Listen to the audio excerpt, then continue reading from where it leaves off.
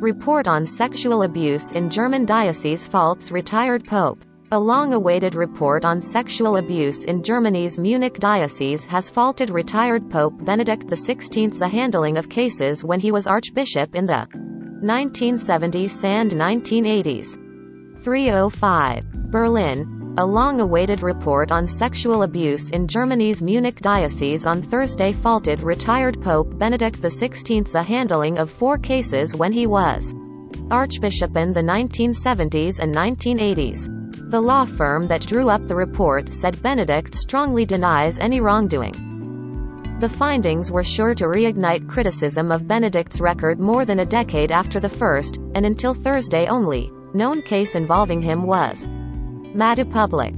The Archdiocese commissioned the report from law firm Westphal Spilker Wassel nearly 2 years ago, with a mandate to look into abuse between 1945 and 2019 and whether church officials handled allegations correctly. The law firm examined church files and spoke to witnesses. Church officials weren't informed of the results ahead of publication. The current archbishop, Cardinal Reinhard Marx, a prominent reformist ally of Pope Francis, was faulted in 2 cases. Marx's predecessors include the former Cardinal Joseph Ratzinger, who served in Munich from 1977 to 1982 before becoming head of the Vatican's Congregation for the Doctrine of the Faith and later being elected pope. Benedict gave extensive written testimony for the report. In a total of 4 cases, we came to the conclusion that the then Archbishop, Cardinal Ratzinger, can be accused of misconduct, said one of the report's authors, Martin Pusch. 2 of those cases, he said, involved perpetrators who offended while he was in office and were punished by the judicial system but were kept in pastoral work without express limits on what they were allowed to do. No action was ordered under canon law. In a 3rd case, a cleric who had been convicted by a court outside Germany was put into service in the Munich Archdiocese and the circumstances speak for Ratzinger having known of the priest's previous history, Pusch said. When the church abuse scandal first flared in Germany in 2010, attention swirled around another case, that of a pedophile priest whose transfer to Munich to undergotherapy was approved under Ratzinger in 1980. The priest was allowed to resume pastoral work, a decision that the church has said was made by a lower-ranking official without consulting the archbishop. In 1986, the priest received a suspended sentence for molesting a boy. Another of the report's authors, Ulrich Wassel, said Benedict's claim not to have attended a meeting in 1980 in which the priest's transfer to Munich was discussed lacks credibility. In all cases, Emeritus Pope Benedict XVI strictly denies any wrongdoing on his part, Pusch said, and the retired pontiff cites largely lack of knowledge of the facts and a lack of relevance under canon and criminal law. But he added that the assertions of lack of knowledge were sometimes hard to reconcile with the contents of church files. Matthias Kasch of Eckiger Tisch, a group representing German clergy abuse survivors, spoke of a historic moment. This building of lies that was constructed here in Munich to protect Cardinal Ratzinger, Pope Benedict, collapsed today, he told German news agency dpa.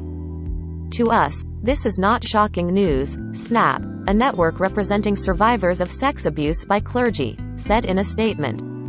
Sadly, we see these unsavory actions in actions surface years later after lengthy silence by church officials and painful memories harbored by victims. Benedict's longtime secretary, Monsignor Georg Ganswein, said the retired pope hadn't yet read the report but would in the coming days. The emeritus pope, as he repeated many times during the years of his pontificate, expresses his upset and shame at the abuse of minors committed by clerics, and expresses his personal closeness and his prayers to all the victims, some of whom he met during his apostolic journeys, Ganswein said in a statement. Benedict retired in 2013. Vatican spokesman Matteo Bruni said the Holy See wouldn't comment until it had read the report in full and could give the contents, careful and detailed. Benedict's legacy as Pope had already been colored by the global eruption in 2010 of the sex abuse scandal, although as a cardinal he was responsible for turning around the Vatican's approach to the issue.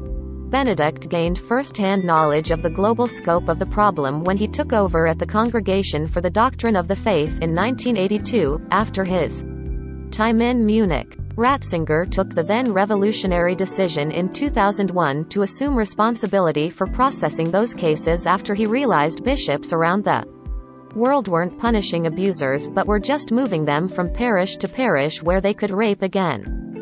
The report runs to nearly 1,900 pages, including annexes among which are Benedict's written responses, redacted to black out names. It points to at least 497 abuse victims over the decades and at least 235 suspected perpetrators, though the author said that in reality there were probably many more. Cardinal Friedrich Wetter, Munich's archbishop from 1982 until Marx took over in 2008, was faulted over his handling of 21 cases. Pusch said he also denies.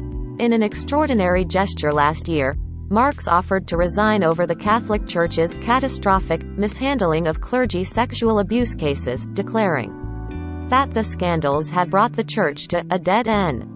Francis swiftly rejected the offer but said a process of reform was necessary and that every bishop must take responsibility for the catastrophe of the abuse crisis. Marx didn't mention either Benedict's role or his own in a brief appearance hours after the report was released, but offered an apology. As Archbishop of Munich and Freising, I feel that I share responsibility for the Church as an institution over recent decades, he said. So as the serving Archbishop, I apologize for the suffering that was caused to people in Church institutions, he added. Marx added that Church officials will consider results and further consequences as they study the report, and he hopes for initial conclusions next Thursday.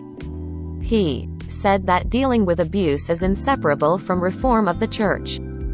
In 2018, a separate Church-commissioned report concluded that at least 3,677 people were abused by clergy in Germany between 1946 and 2014. More than half of the victims were 13 or younger, and nearly a third served as altar boys.